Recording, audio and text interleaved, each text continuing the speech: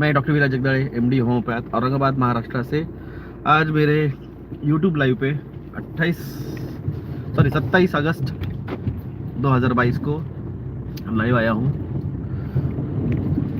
और कल मुझे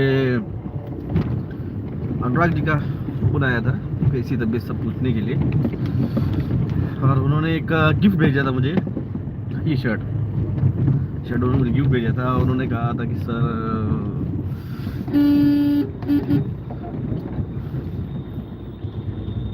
एक बार पहन के दिखाइए, तो उनके कहने पे आज उन्होंने भेजा हुआ शर्ट आज पहना है। ये बोला आप सब लोगों का प्यार है, आप सब लोगों ने जो प्यार दिया है इसकी वजह से जो कुछ बोल दिया है ये ऐसा ऐसा होगा इस तरह 2025-2030 तक आप लोगों को आराम से बैठ के देख भी सकते हैं क्या क्या हो रहा है, कैसे कैसे हो रहा है। कल पाकिस्तान में 900 लोगों की हत्या हो गई और 1200 लोग कल तक, इसलिए खाने के लिए जद्दोजहद चल रही है जिंदगी की। 900 लोग मर गए हैं, 1200 लोग की जो है जख्मी हो गए हैं। बांग्लादेश में लोग रास्तों पे हैं, श्रीलंका में लोग रास्तों पे हैं, पाकिस्तान में रास्ते पे हैं, ऑस्ट्रेलिया में रास्तों पे, नीदरलैंड में किसान रास्तों पे हैं, हर तरफ यही चल रहा है। चाइना में लोग रास्तों पे हैं, बैंक डूब गए हैं चाइना के। गुलाब शौबेज अब ओपनली बोल रहा है कि हम तुम्हारे बच्चों को माइक्रोचिपिंग कराएंगे, खुलेआम बोल रहा है।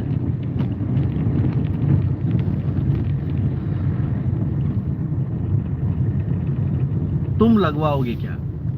अमित शाह बोल रहा है तुम्हारे बच्चों को 3 साल के ऊपर के बच्चों को RFID चिप लगी होगी तो ही अमरनाथ मंदिर में आने दिया जाएगा।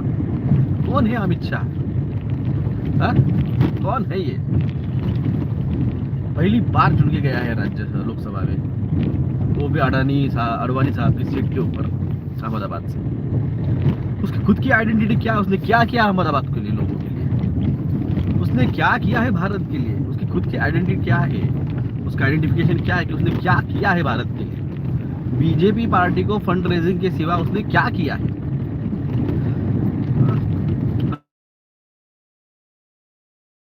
ये 2003-4 में उसने जो हत्याएं करवाई उसके लिए उसे तड़ीपारी हो गई।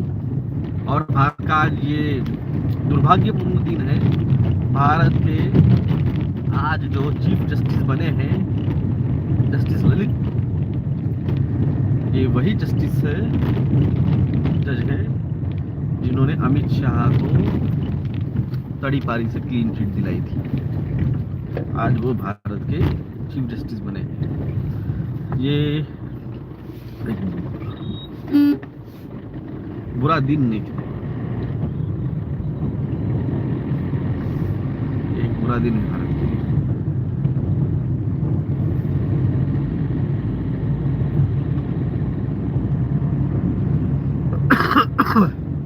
आज अमावस्या खत्म हुई, कल पोड़ा था, आज पोड़े की कर है।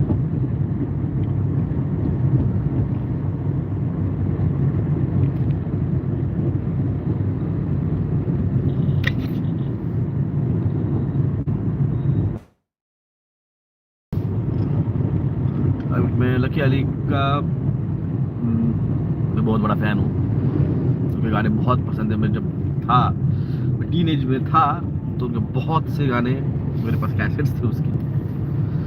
तेरी यादें आती है, तेरी यादें आती है, बहुत सारे गाने थे उनके।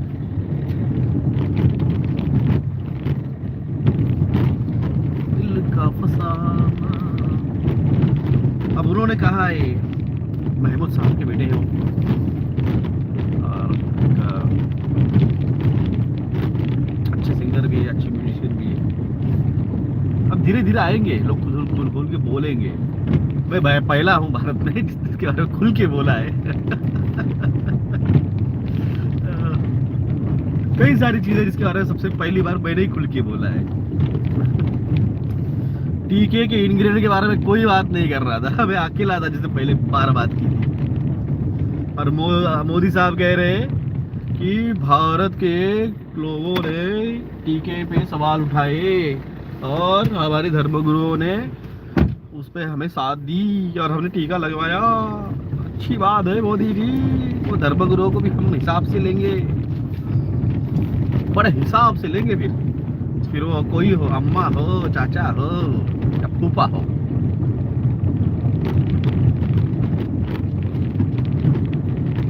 हिसाब से लेंगे, हिसाब तो होगा।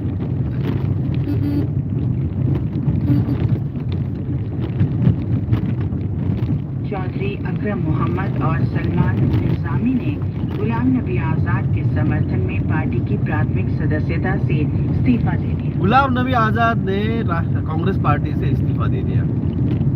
मुझे कोई शौक नहीं, एकदम कोई झटका नहीं लगा, कोई शौक नहीं लगा।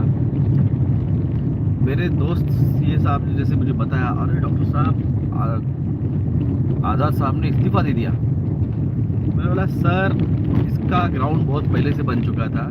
अगर आपने राज्यसभा के जब सेंड ऑफ दे रहे थे, जब उनको बाय बाय कर रहे थे राज्यसभा से, तो वो जो स्पीच थी मोदी साहब की, जिन्होंने गुलाम नबी आज़ाद के बारे में बात की, और गुलाम नबी आज़ाद ने जब बीजेपी की और मोदी साहब के बारे में जब बात की, साहब गुलाम नबी आज़ाद तारीफों के पुल बांधते बांधते थक नहीं रहे थे उस वक्त मोदी के।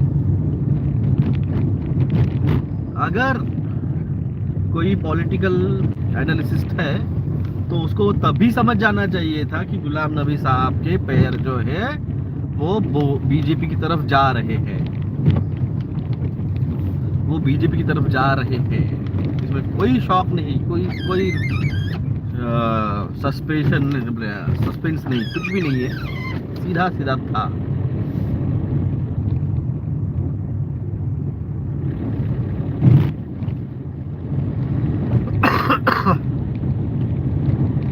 टोक्यो ओलंपिक के स्वर्ण पदक विजेता नीरज चोपड़ा ने लुज़ाने डायमंड लीग में 89.08 मीटर के सर्वश्रेष्ठ थ्रो के साथ भाला फेंक टाइटल जीत लिया है। नीरज अब प्रतिष्ठित डायमंड लीग जीतने वाले पहले भारतीय बन गए हैं। नीरज ने डायमंड लीग फाइनल के लिए क्वालिफाई कर लिया है, जो 7 और 8 सितंबर को ज्यूरिख स्विट्जरलैंड में होगी। उन्होंने 2023 विश्व, आपको पता है, वर्ल्ड लीडर्स को कॉन्फ्रेंस हुई थी जनवरी 2022 में, और वहाँ पे world leaders discussing about the world economic forum and sustainable development, ये एक प्रोग्राम हुआ था। दिव्य मराठी के और दैनिक भास्कर के फ्रंट पेज पे सारे वर्ल्ड लीडर जिनको दिखाया गया था, उनके फोटोज थे।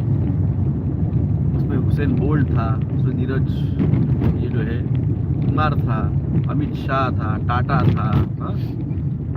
कई सारे पॉलिटिशियंस थे, यंग पॉलिटिशियंस, जिसमें सूर्य तेजा है वो था, हा? तो ये सारे लोगों को उन्होंने वर्ल्ड लीडर्स सस्टेनेबल डेवलपमेंट में दिखाया था। फोटो था, आप जाके देख सकते हैं, जनवरी महीने में 2022 के फ्रंट पेज पे ऐड थी पूरी की पूरी। ये लोगों ने क्लब ज्वाइन कर लिया है। They are in a club where you are not in. हटा लिया है। इस निर्णय से 11 से 30 अक्टूबर तक होने वाले अंडर 17 महिला विश्व कप के आयोजन की मेजबानी का रास्ता साफ हो गया है। इस बीच डूरंट कप फुटबॉल टूर्नामेंट में कोलकाता के साल्ट लेक स्टेडियम में जमशेदपुर एफसी ने एफसी गोवा को 1-0 से हरा दिया। प्रधानमंत्री नरेंद्र मोदी की अध्यक्षता में आर्थिक मामलों की मंत्रिमंडलीय समिति ने गुरुवार को गेहूं निर्यात नीति में संशोधन को मंजूरी दे दी। सुर्खियों में सवेरे में आज हम लेकर आए हैं गेहूं के आटे पर निर्यात पर चर्चा। इसमें भाग ले रहे हैं आर्थिक मामलों के विशेषज्ञ रंजीत मेहता और आकाशवाणी संवाददाता कमल कुमार प्रजापति। आर्थिक मामलों की मंत्रिमंडलीय समिति ने गेहूं के आटे के निर्यात पर रोक लगाने के लिए एक नीति में बदलाव करने के प्रस्ताव को मंजूरी दी है। इस मंजूरी के बाद गेहूं के आटे का निर्यात प्रतिबंधित किया जा सकेगा। डॉक्टर मेहता, भारत में पिछले साल के मुकाबले हम देखें तो आटे की कीमतों में बढ़ोतरी दर्ज की गई है और इसके पीछे जो आर्थिक विशेषज्ञ कारण बताते हैं कि एक तो विश्व स्तर पर बढ़ती गेहूं की मांग है और दूसरा कि मई महीने में गेहूं के एक्सपोर्ट पर जो सरकार ने रोक लगाने का निर्णय लिया, उसके बाद हमने देखा कि बढ़ोतरी देखी गई है गेहूं के आटे के मामले में। तो आटे जैसे जरूरी खाद्यान्न को लेकर इस समय में सरकार का ये फैसला किस तरह से अहमियत रखता है? जो ये सरकार ने निर्णय लिया है गेहूं के आटे का निर्यात पे जो रोक लगाई है, वो एक बहुत जरूरी कदम था, क्योंकि अगर आप अगर अप्रैल से जुलाई इस साल की फिगर्स देखें तो आटे के निर्यात में करीब 200% की बढ़ोतरी हो गई थी, जिसकी वजह से जो हमारे अपना मार्केट था देश में आटे की कीमतों में करीब 4 से 5% की बढ़ोतरी हो गई थी। और हमारे देश का जो पहला लक्ष्य ये है कि जो हम देश में फूड सिक्योरिटी को इंश्योर करें। देश में अगर आटे की कीमतें बढ़ेंगी तो निर्यात करने की वजह से, निर्यात का कारण भी ये हो रहा था क्योंकि इंडिया से लोग बहुत ज्यादा इंपोर्ट करने लगे, क्योंकि जो आप देख रहे हैं कि रशिया और यूक्रेन की वॉर की वजह से जो कि करीब 25%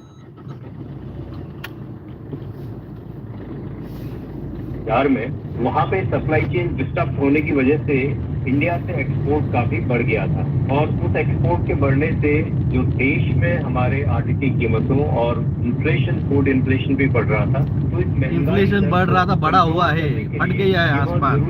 सरकार इस तरह का निर्णय ले। भारत में जब जन कल्याण योजनाओं की हम बात करते हैं तो उसमें खाद्य सुरक्षा को प्राथमिकता पर रखा जाता है और खाद्य सुरक्षा अधिनियम के तहत हम जानते हैं कि गेहूं, चावल और अन्य जरूरी चीजों का पीडीएस के जरिए बड़ी मात्रा में वितरण किया जाता है और प्रधानमंत्री गरीब कल्याण अन्न योजना, जिसमें कि देश के 80 करोड़ लाभार्थियों को गेहूं चावल वितरित किया गया है। 80 करोड़ अब सर पे रास्ते पे काटा लट दड़ लेके खाद्यान्न है, इसलिए देश के आर्थिक रूप से कमजोर वर्ग की खाद्य सुरक्षा सुनिश्चित रहे। इस लिहाज से पहले गेहूं मई महीने में और अब आटे को लेकर निर्णय लिए गए हैं। मई महीने में नहीं लिया है भाई साहब, 1 जून को लिया है। मांग है, झूठ बोल रहे तौर पर 30 मई 2022 को हमने आंदोलन किया था, याद होगा आपको।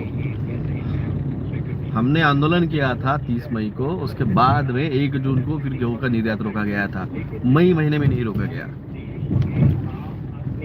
जरूरतों की कॉस्ट पे नहीं हो सकता, इसीलिए सरकार ने जो देश के आम आदमी जो कि गरीबी रेखा के नीचे हैं, जो कि एक सामान्य वर्ग है, उनको महत्वपूर्ण स्थान देते हुए इस निर्यात से रोक लगाई है। हमें ये भी देखना कि सबसे पहले जो फूड सिक्योरिटी है हमारे देश के लिए वो बहुत जरूरी है। अगर पड़ी है सरकार की, जो पाकिस्तान में हुआ अगर हमारे यहाँ पे हुआ तो क्या होगा। 22 करोड़ है पाकिस्तान की पॉपुलेशन, कितनी 22 करोड़, यहाँ पे कितनी है 130 करोड़। और भी इम्पैक्ट है कि टर फट गई है, आटे से बनती है उन सब पे ही प्राइस में इम्पैक्ट पड़ेगा, उससे जो है महंगाई बढ़ेगी। ओवरऑल सरकार का ये लक्ष्य है कि किस तरह से महंगाई बढ़ेगी। मैंने कहा है आसमान छूने वाली है, को डाउन किया जाए। तो ये एक तो 40 पैसे कुछ नहीं होने वाला है। लक्ष्य लेते हुए ये डिसीजन मेरे ख्याल से बहुत जरूरी था और यूक्रेन और रशिया की वॉर की वजह से मैक्सिमम लोग जो है इंडिया से इंपोर्ट करने लगे और इसमें ये भी हो रहा था कि जो हाईएस्ट बिडिंग नेशन है उसको गेहूं दिया जा रहा था, तो जिससे कि एक ओवरऑल एक सामाजिक जो एक आवश्यकता है हमारे देश की, उसको ध्यान में रखते हुए मैं समझता हूँ ये फैसला बहुत ही महत्वपूर्ण है सरकार का, ये बहुत जरूरी था। खाद्य तेल को लेकर भी सरकार ने मई महीने में अहम निर्णय लिए, जबकि हमने देखा कि खाद्य तेल की कीमतें बहुत ज्यादा बढ़ रही थी। और हम गेहूं के आटे की बात करें तो पिछले साल के मुकाबले गेहूं के आटे की कीमतों में, चाहे वो खुदरा कीमतें हों, उसमें 15 से 20% की बढ़ोतरी हुई है। तो क्या जो महंगाई है खासतौर पर खाद्य वस्तुओं को लेकर सरकार का इस कड़ी में ये भी एक अहम निर्णय है? बिल्कुल आपने सही कहा, क्योंकि हमारा जो इन्फ्लेशन है उसमें जो फूड इन्फ्लेशन का बहुत बड़ा एक योगदान रहता है, क्योंकि खाना एक ऐसी चीज है जो कि हमारे जो है 140 करोड़ लोगों की रोज की जरूरतों को ध्यान में रखता बोला है। बंदा बोला, इसी दिशा में 140 ये करोड़ कदम लोगों की बहुत जिंदगी रोज महत्वपूर्ण का खाना है। क्योंकि आफ्टर ऑल हमें देखना है कि जो हमारे देश की फूड सिक्योरिटी है, आम आदमी की जो जरूरतें हैं उसको पूरा करना, एक सामाजिक जो न्याय करना, उसको पूरा करना एक बहुत जरूरी है। डॉक्टर रंजीत मेहता, कार्यक्रम में आप जुड़े, इस विषय पर विस्तार से आपने विश्लेषण दिया। हमसे जुड़ने के लिए आपका बहुत बहुत धन्यवाद। सामाजिक न्याय का झिंगा लाला हो गया है।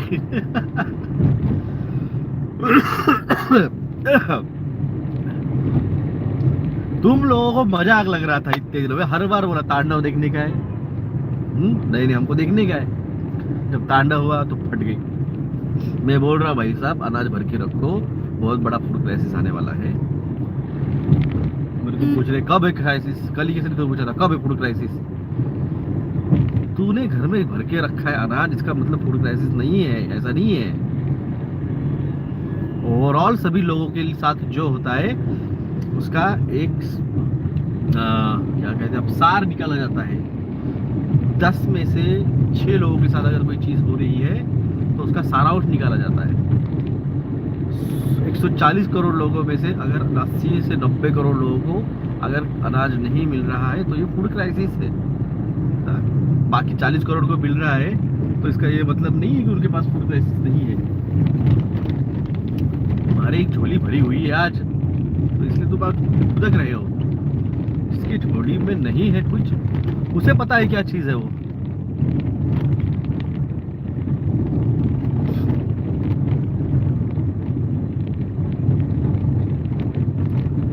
अक्टूबर से एक्चुअली 3+2G है ना, वो चालू हो चुका है। तुम लोगों को समझ में नहीं आ रहा है। ये ऑफिशियली डिक्लेयर नहीं कर सकते, ऑफिशियली हमने 5G स्टार्ट कर दिया है। मैंने कल भी बताया आप लोगों को, आप बेवकूफ लोगों को समझ में नहीं आता है। यूनाइटेड नेशन में कई देशों के अंदर ये हाई कोर्ट्स में ऑर्डर्स किए गए हैं, आप ऑफिशियली 5G लॉन्च नहीं कर सकते हो, क्योंकि मिलीमीटर फ्रीक्वेंसी जो है वो 3+2G में यूज होती है। मिलीमीटर फ्रीक्वेंसी वो अलाउ नहीं है। हाँ, एक बड़ी न्यूज ये है कि अब जो ये टावर जो आपके आसपास लगते थे, आपके सोसाइटीज में, आपके कॉलोनीज में, आपके किसी प्राइवेट घर के ऊपर, तो उसके लिए किसी एक गवर्नमेंट ऑफिसेस की परमिशन की जरूरत थी। अब वो परमिशन की जरूरत नहीं, ऐसे आदेश दिए गए हैं।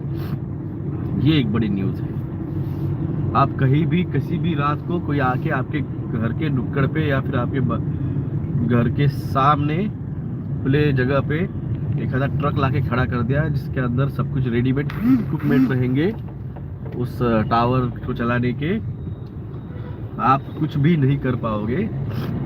मैंने कहा था आपको, 2020 में मैंने डाला था पोस्ट, जब लोग सच में जागेंगे और विरोध होगा तो सबसे पहले मोबाइल की टावर जलेंगे। याद होगा आपको, तो ये बात बोली थी मैंने। जब इंसानियत जागेगी, जब लोग सच में जागेंगे, तो सबसे पहले मोबाइल की टावर जलेंगे। अभी भी आपको समझ में नहीं आ रहा है। ये जो आपके पास केसेस निकल रही है, ये जो बच्चे बीमार गिर रहे हैं, ये जो नए नए वेरिएंट्स आपको दिख रहे हैं, ये सब कुछ उस टीके के अंदर जो डाला गया नैनो पार्टिकल्स है। और वो जब 3+2G के साथ में कनेक्शन होकर इलेक्ट्रोमैग्नेटिक पल्स की वजह से वो एक्टिव हो रहे हैं, वो नए नए सिम्टम्स, नए नए वेरिएंट्स दिखा रहा है। हार्ट अटैक जो आ रहे हैं वो नैनो पार्टिकल्स में लगा हुआ जी ऑक्साइड्स, ग्राफेन ऑक्साइड्स एक्टिव हो रहा है मैग्नेटिक फील्ड की वजह से, नैनो पार्टिकल्स के फॉर्म में। और वो ब्लड क्लॉट्स वहाँ पे उसका कोएगुलेशन हो रहा है, यानी वो एक साथ आ रही है मैग्नेटिक फील्ड से, और वो एक साथ आके एक आर्टरी में जाके वो फंस रहा है, और ये बोल रहे हैं कि हार्ट अटैक आ रहे हैं। ये सिस्टमेटिकली आप लोगों की होलोकॉस्ट में डाला गया है।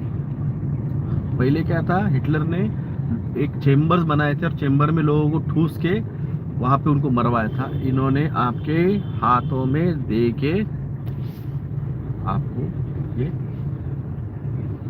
मरवा रहे हैं। ये होलोकॉस्ट है, ये और कुछ नहीं, ये होलोकॉस्ट है जो हिटलर ने किया था। तब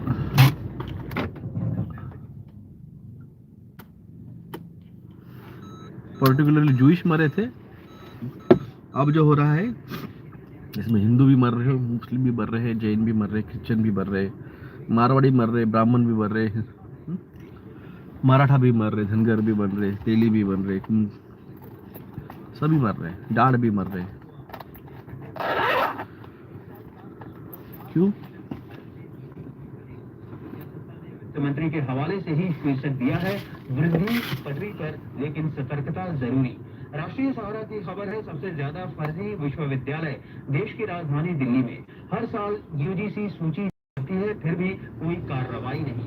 नव भारत टाइम्स की पहली खबर है, 51,000 बच्चों ने प्रधानमंत्री को लिखी चिट्ठी, सस्ती और अच्छी के साथ ही खेती से जुड़े शिक्षा को बढ़ावा देने को कहा। लोक सत्य ने एक वैश्विक सर्वेक्षण के हवाले से लिखा है, नरेंद्र मोदी दुनिया के सबसे लोकप्रिय नेता बने। अमेरिकी राष्ट्रपति बाइडेन और ब्रिटेन के जॉनसन पीछे रहे। हरी भूमि ने इसे पहली खबर बनाते हुए लिखा है, विश्व के सबसे लोकप्रिय नेता मोदी, मैक्सिको के राष्ट्रपति दूसरे और इटली के प्रधानमंत्री तीसरे नंबर पर। और अंत में मुख्य समाचार एक बार फिर। प्रधानमंत्री नरेंद्र मोदी आज से 2 दिन के गुजरात दौरे पर रहेंगे। वे आज अहमदाबाद में खादी उत्सव में भाग लेंगे और साबरमती नदी तट पर पैदल यात्रियों के लिए अटल ब्रिज का खाद्य उत्सव में भाग ले रहे, मतलब ये जब भी करता है ना तो उससे बिल्कुल उल्टा होता है। ये खाद्य उत्सव नहीं है। अब खाने पे तुम लोगों को जिद्दोजहद करके तुम्हारा 2 वक्त का खाना मुश्किल होने वाला है। ये सीधा है। ये वही करता है बंदा जो कल्ट होता है। ये वही होता है। जैसे आज गया है खाद्य उत्सव सब बनाने के लिए। आज तारीख क्या है? आज तारीख 27 है। 27 क्या होता है? 2 + 7 9। लोगों को उल्टा किया।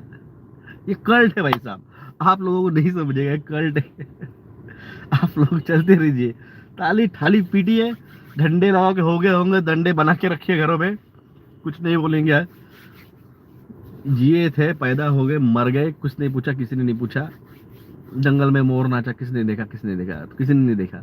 वैसे पैदा हुए, मर गए, किसी ने कुछ पूछा? किसी ने कुछ नहीं पूछा। भाई हमें जवाब देना है बच्चों, इसलिए हम लड़ रहे। तुम्हें नहीं लड़ना है, मत लड़ो। जय हिंद, जय भारत।